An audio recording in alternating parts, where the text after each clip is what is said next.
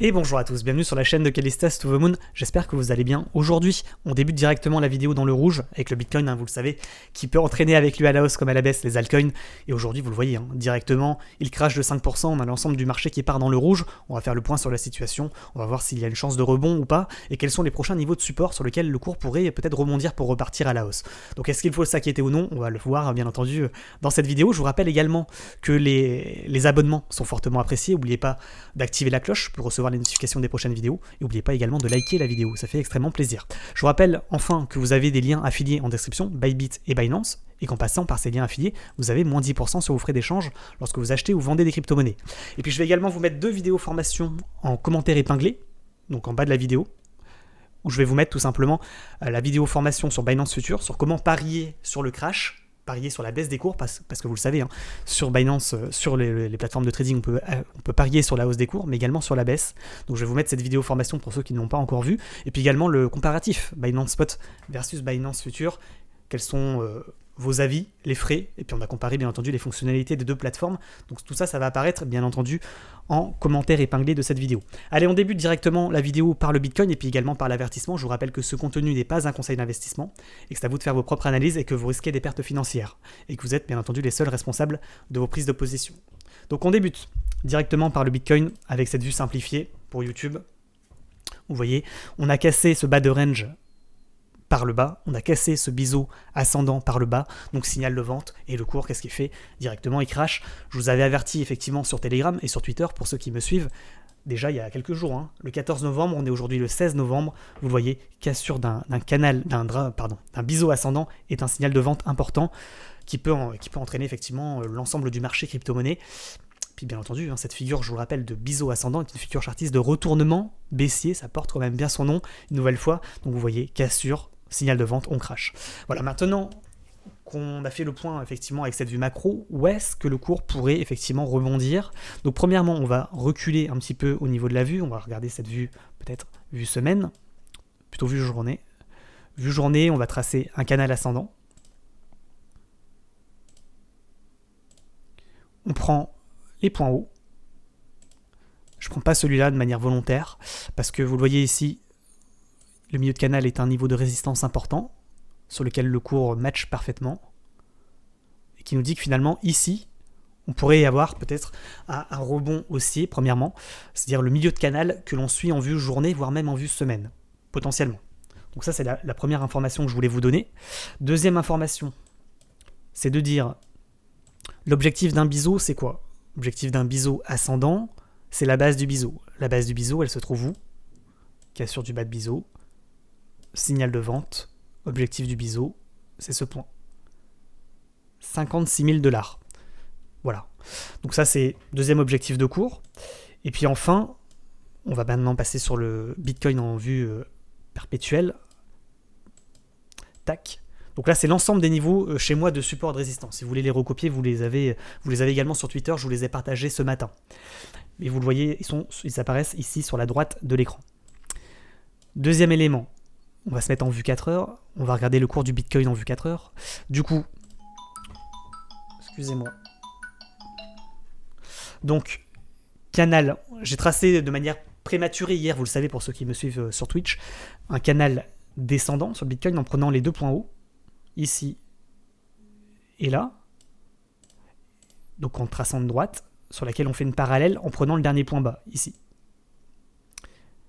Et là, qu'est-ce qu'on a? Effectivement, on a un rebond, ce que je vous disais ce matin sur Twitter, correspondant potentiellement au bas de canal, vous le voyez. Donc ça match parfaitement, on a réussi de cette manière à anticiper potentiellement le rebond en bas de canal sur le Bitcoin, potentiellement également un bottom, qui peut être également, vous l'avez compris, un point de rebond haussier. Donc je vais vous le remontrer, tac, comment j'ai fait pour m'y prendre, comme ça, prends le point bas, et hop, ça match. Donc ça, c'est magique. Pouf, les deux mèches, parfait. Donc là, effectivement, potentiellement, il pourrait y avoir un rebond. Ça fait maintenant pratiquement 12 heures qu'on teste la cassure de ce bas de canal pour potentiellement encore plus crash. Mais pour le moment, vous le voyez, il y a rebond. Ce que je vous disais ce matin sur Twitter, effectivement, que ce canal, on l'avait bien potentiellement anticipé. Donc ça, c'est la première chose, c'est en vue 4 heures. Donc s'il devait y avoir rebond, ça voudrait dire quoi? Ça voudrait dire que potentiellement, on pourrait aller rechercher en vue 4 heures peut-être la moyenne mobile 9 périodes en vue 4 heures, donc rebond. On arrive à break la ligne jaune ici, qui sert de résistance actuellement, pour essayer potentiellement d'aller chercher le milieu de canal. Puis potentiellement, on pourrait rebondir sur le milieu de canal pour mieux retomber, bien entendu. Ou, bien entendu, si on casse ce milieu de canal, aller chercher le haut de canal. Mais même si on devait aller chercher le haut de canal, on n'aurait toujours pas ce signal d'achat moyen-long terme. Hein. Ce serait un retournement court terme pour essayer de faire du trading intraday. Vous l'avez compris. Donc maintenant, quand on a dit ça, on peut également zoomer en vue 1 heure, tracer ici pour les traders intraday des lignes de tendance baissière. Tac, une première ligne ici, une deuxième ligne ici, et une troisième ligne encore plus raide ici. Et à chaque fois qu'on casse effectivement une ligne de tendance baissière, c'est potentiellement un signal d'achat pour mieux repartir. Moi, je serais tenté de dire qu'il faudrait attendre peut-être la cassure de la troisième ligne pour ne pas prendre trop de risques. Parce que vous l'avez compris, ici, c'est des cassures de ligne de tendance en vue 30 minutes, donc là on anticipe en fait la cassure potentiellement d'une sorte de ligne de tendance baissière en vue 30 minutes, donc qui est un signal d'achat pour essayer de repartir, aller chercher soit la ligne de tendance baissière suivante, soit encore celle d'après. Mais même si on devait réussir à faire ça, il y aurait un risque quand même de rebond à chaque fois sur ces lignes, donc pour prendre 2%, je ne suis pas certain que le jeu en vaut la chandelle. Voilà. Donc maintenant, je vous ai posé la question ce matin sur Twitter, n'hésitez pas à aller voter d'ailleurs. Il vous reste, à mon avis, au moment où vous voyez cette vidéo, moins d'1 heure. Et je vous ai posé la question suivante. Sondage sur les cryptos et le Bitcoin. Aujourd'hui, vous êtes en stablecoin, vous holdez jusqu'au bout, peu importe ce qu'il se passe. Vous hésitez à sortir ou est-ce que vous hésitez au contraire à recharger? On va voir les résultats des votes. Bon, c'est pas encore tout à fait définitif, mais on a quand même 2500 votes, donc effectivement c'est quand même assez représentatif. Il n'y a que 10% d'entre nous qui sommes effectivement en stablecoin, c'est également mon cas, je vous l'ai dit maintenant, ça fait 4 ou 5 jours que je vous dis que je suis en stablecoin. Il y a quand même 48% pratiquement des personnes qui me suivent et qui ont voté qui sont actuellement en holding, c'est-à-dire que peu importe ce qui se passe, ils hold, on verra jusqu'où ça tombe. Effectivement, ils respectent la stratégie pas vendu, pas perdu. Moi j'ai quand même l'habitude de dire pas vendu, pas perdu, mais pas vendu, pas gagné non plus, hein, quand même. Donc tant qu'on n'a pas revendu, on n'a rien gagné. Hein. Voilà. Il y a quand même 14% qui hésitent à sortir pendant le crash actuel, au moment où je vous parle, et puis il y a 27% des gens qui sont prêts à recharger, ou en tous les cas qui hésitent à recharger. Donc si on fait les totaux, entre stablecoin et hésitation à sortir, on est à peu près à 25%. C'est-à-dire qu'un quart des gens, aujourd'hui, sont soit en stablecoin, soit hésitent à sortir. À dire non, on arrête la catastrophe, je sors ce que j'ai mes cryptos et puis je rachèterai plus bas. Parce qu'ils pensent que ça va continuer de baisser. Et puis on a, à contrario, à peu près 75% des gens qui sont en holding et au contraire qui pensent qu'effectivement il faudrait peut-être recharger, on a peut-être trouvé un bottom, on est peut-être au plus bas pour mieux repartir. Donc vous voyez un petit peu la psychologie un petit peu des personnes qui nous suivent, en tous les cas qui ont voté. Voilà, c'est du un quart, trois quarts. Un quart qui pense que c'est peut-être pas terminé, qu'il faudrait mieux se méfier, et puis on a quand même les trois quarts qui se disent non, moi je suis en holding long terme, et puis je pense même qu'il faudrait peut-être recharger. Je ne suis pas effectivement devin, on verra ce qui se passe. Moi pour le moment, si je devais donner mon avis personnel, moi je suis en stablecoin, vous l'avez compris, et j'ai pas l'intention de recharger maintenant. Voilà, donc ça je fais partie des 25% qui actuellement attendent de voir. Voilà, après c'est mon avis personnel, c'est pas un conseil d'investissement, débrouillez-vous, prenez vos décisions. Effectivement, ça donne envie, hein. On arrive en bas de canal descendant en vue 4 heures, on se dit potentiellement il y a peut-être rebond pour aller chercher le milieu, voire le haut de canal. Il est vrai. Maintenant, si on le voit autrement, on pourrait se dire oui, très bien, on peut être haussier dans les heures à venir, mais on pourrait très bien rebondir sur ce milieu de canal ce soir à partir de 18h ou cette nuit à partir de 20h minuit, rebondir, pouf, et aller rechercher un nouveau plus bas. Et là, effectivement, on aurait un nouveau signal de vente puisqu'on casserait potentiellement cette ligne de support située à 60 800 $. Et là, l'objectif d'après, c'est quoi? C'est le niveau qui est ici. Vous voyez sur lequel on a méché d'ailleurs ce matin de manière chirurgicale. Donc ça nous indique qu'effectivement, on ne se trompe pas. Le prochain niveau de support important sur le Bitcoin est à 58 400 $. Soit dit en passant, c'est les niveaux que je vous ai donnés ce matin, puisque je vous ai donné mes tracés chartistes avec les niveaux de support ce matin. 60 750, 58 450 $, le niveau en question, les 54 650 et enfin les 51 900 $. Voilà. Donc pour en finir, effectivement, moi je pense qu'il faudrait, enfin dans mon cas, personnellement je privilégie le fait d'attendre qu'il y ait un vrai rebond haussier, quitte à, tant pis, à ne pas reprendre effectivement cette remontada de potentiellement 4 à 8% pour aller chercher le milieu de canal, voire le haut de canal. J'y crois un petit peu moyennement, donc je préfère pas me lancer, continuer du trading intraday, prendre des cryptos à très court terme en scalping, plutôt que de prendre des positions long terme maintenant de recharge et parier sur le rebond en bas de canal.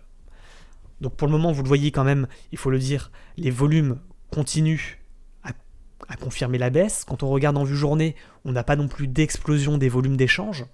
Donc pour le moment, c'est pas non plus la catastrophe ADA, il a perdu 5 à 6%.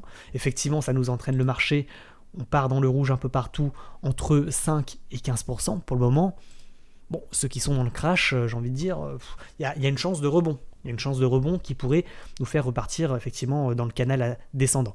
Mais je vous rappelle quand même que tant qu'on ne sort pas du canal descendant, eh bien tout simplement on est descendant. Donc c'est pas impossible qu'on fasse comme ça et qu'on descende tout doucement.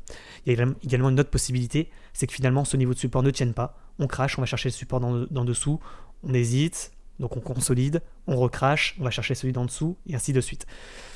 Pour moi, comme je l'ai dit, effectivement, peut-être que l'objectif du biseau ascendant serait peut-être situé ici, à la base du biseau, à peu près 55 000, 56 000 $ environ. Maintenant, ce ne serait pas un bon signal si ça devait effectivement aller chercher la base de ce biseau ascendant. Pourquoi ? Parce qu'on casserait selon moi ce milieu de canal qui normalement est un support quand même important. Donc ça voudrait dire que si on casse le milieu de canal, l'objectif c'est plutôt le bas de canal. Et le bas de canal il se trouve où ? Donc on pourrait faire ça, latéraliser, et puis aller chercher finalement effectivement l'objectif situé à peu près, je vais vous le dire de manière précise, à 51 900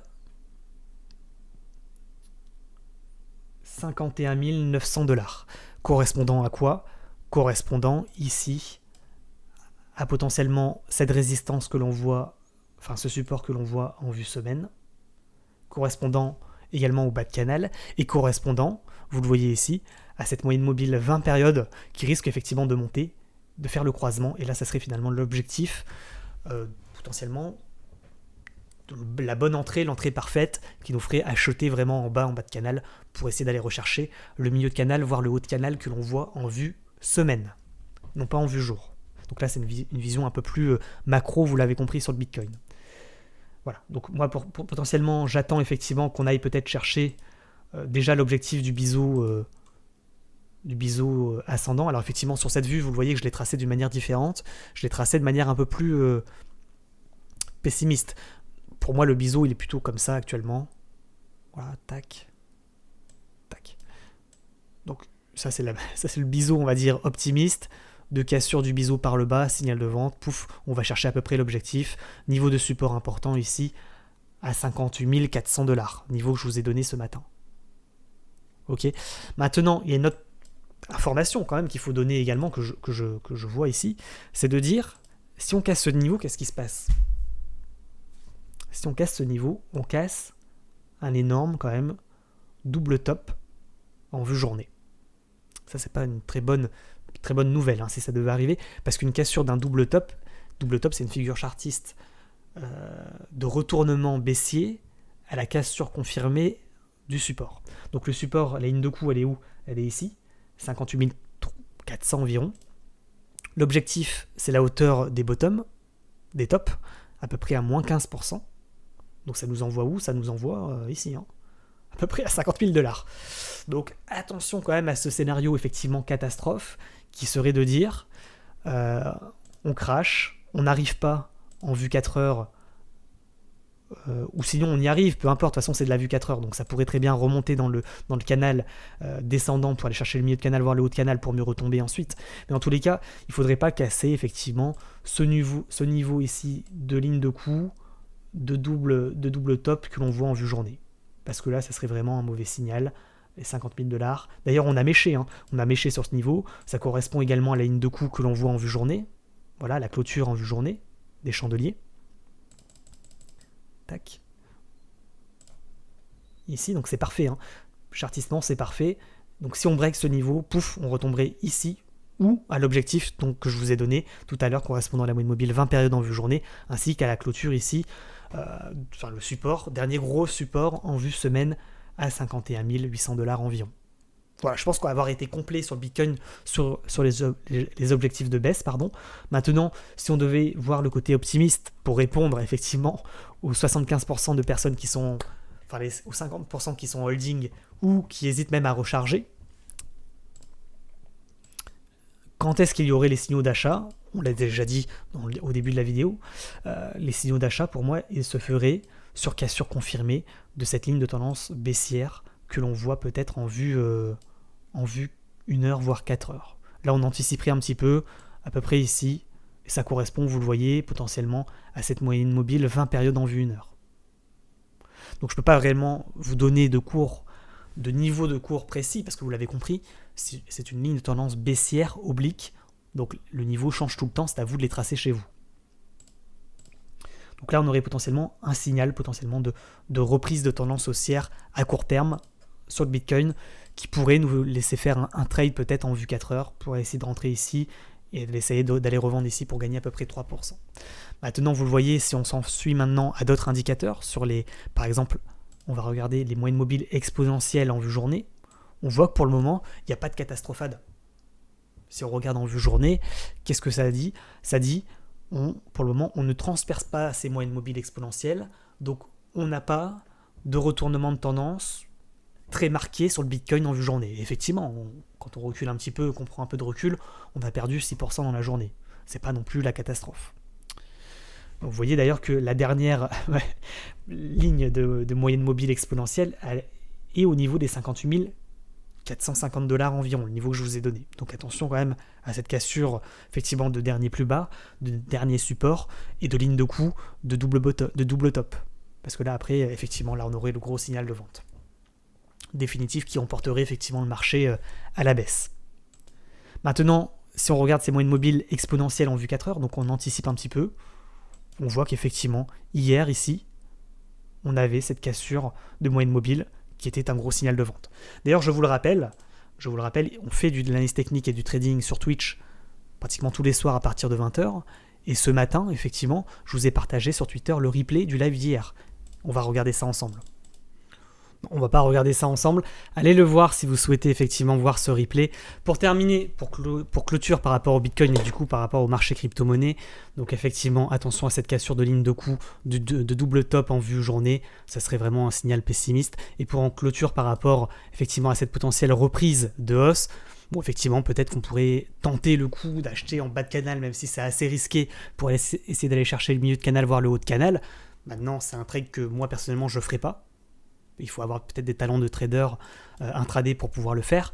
Moi, je pense qu'il serait préférable pour terminer par rapport à une éventuelle reprise de hausse, d'attendre la cassure de ce canal descendant par le haut. Donc d'attendre la cassure de cette ligne et d'être finalement plus prudent pour potentiellement, effectivement, je le rappelle, cassure d'un canal descendant par le haut est un signal d'achat, de reprise, potentiellement de retournement de tendance ou d'entrée en latéralisation du cours.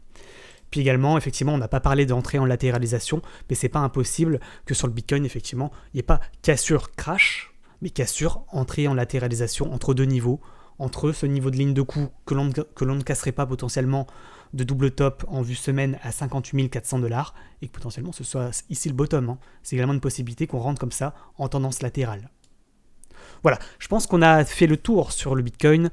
N'oubliez pas de liker la vidéo, de vous abonner. Bonne journée à tous, bon trading à tous. Faites bien entendu attention à votre argent.